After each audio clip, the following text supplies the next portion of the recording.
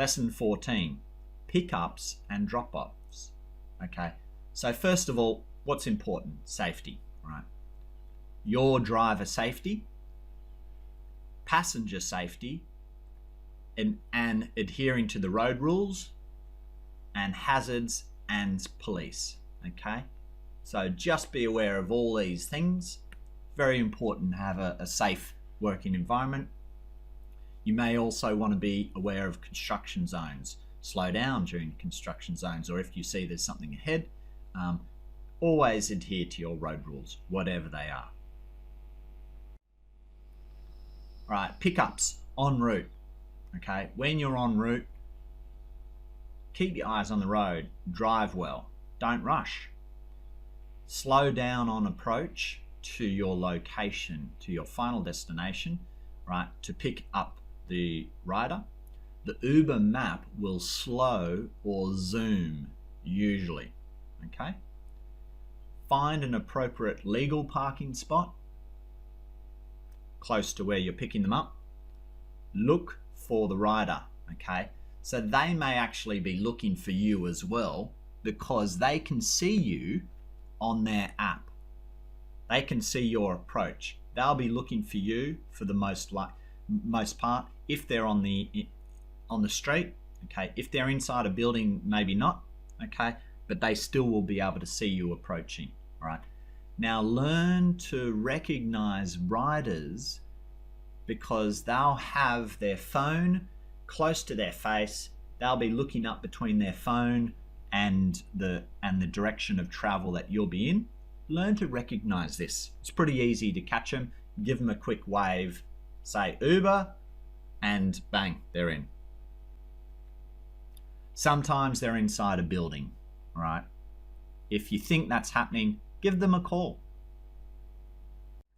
All right, so as we said, the rider may actually be looking at the Uber app on your approach, right? That's one of the perceived key benefits of the rider app. That's what they really like. So use it to your advantage. They may also be looking for your car registration. They won't be looking for the color of your car. They'll be looking for the car rego. And they may not know the exact make of your car either, or the exact color, okay? Be obvious. You can put a little sign even if you want on your car, something that makes you obvious as an Uber driver. Now, if the rider's not around, then there's a few things you can do. Check the actual address against your location. Make sure you're in the right spot. Are you down a lane? You know, should you be in the street? Is the street 1 Smith Street and you're down in 1 Smith Lane? Okay, it sometimes happens. You can also give the courtesy call to the rider after a short wait. First of all, it's to let them know you have arrived. They sometimes like that. Secondly, sometimes it may take a little time connecting to when you call them, right? E.g., if they're outside a train station or a bar, they might have to answer it. Remember though, time is money. Make sure you make your time count.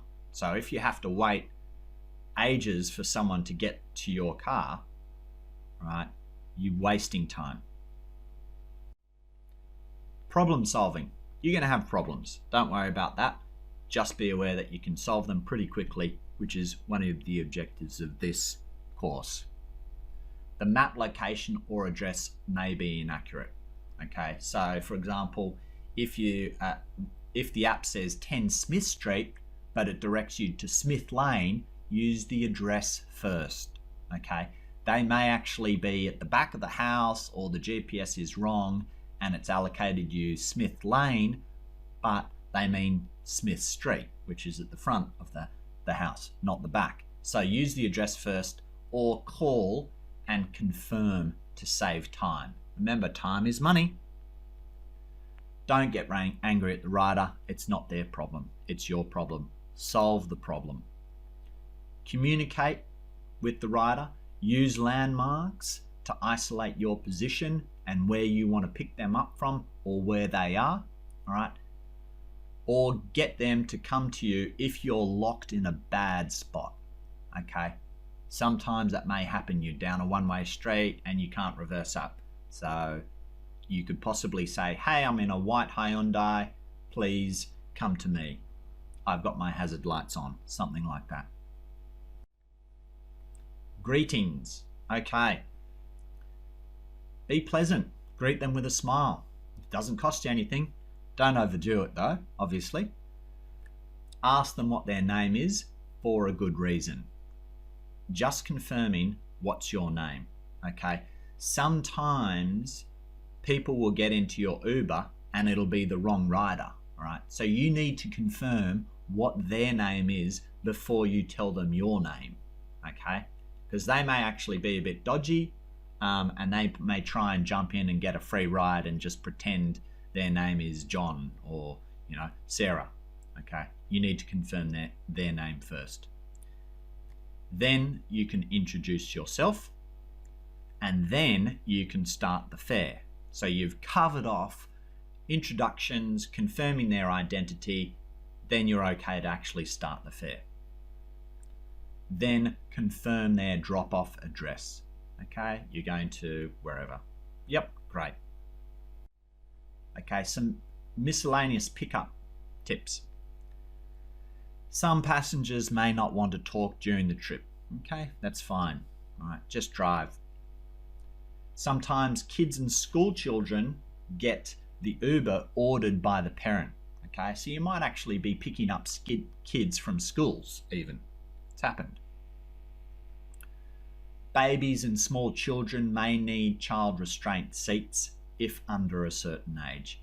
Check with your local traffic regulator or your local police. It's different everywhere.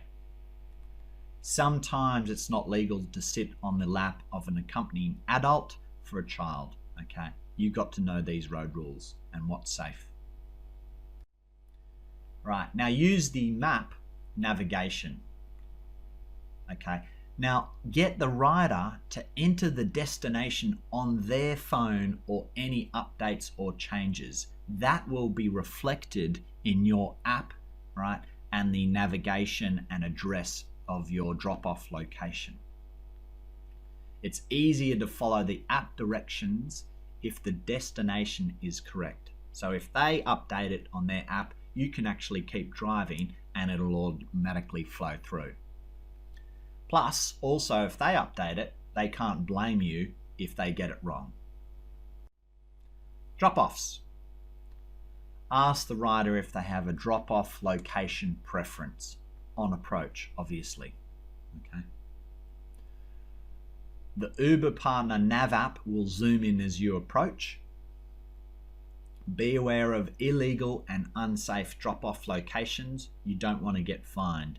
That will eradicate your profit for the day. So no stopping signs, expressways, clearways, highways, okay? These are all basically areas that are unsafe or illegal that you shouldn't be dropping off in. Understand where they are. Look at the signs. The safety of yourself and your riders is paramount as well, okay? Another reason why to select a good drop-off location. All right, saying goodbye to your rider. Right, thank them and wish them well with a smile. Smiles are free. Make sure you have a bit of fun too. Relax. Check for lost items also. People can leave stuff in your Uber. If they've plugged in a phone, okay, they may actually leave the phone already plugged in. Just make sure that they don't leave it. If you have to return items, then it takes you ages to do that. Okay, they can either pick them up or you can drop them off, but you don't necessarily want lost items in your car. Bags, phones, you name it. You don't have any obligation to get any lost items back to them, but they might give you a reward for, say, dropping off a mobile phone back to them, like a $50 reward.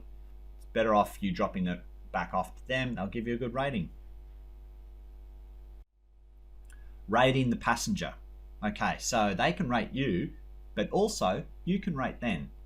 So it's out of 5 stars, and you want to consider a few reasons of why you want to rate them and what you want to rate them on. Were they a good conversationalist, quiet, pleasant, polite? So that they'd probably get 5 stars. Were they late, disorganized, changed destination multiple times, didn't know what destination they were going to, wasted your time? Were they rude? Were they abusive? Okay, so you might want to give them less than 5 stars. It's all about your perception and your choice.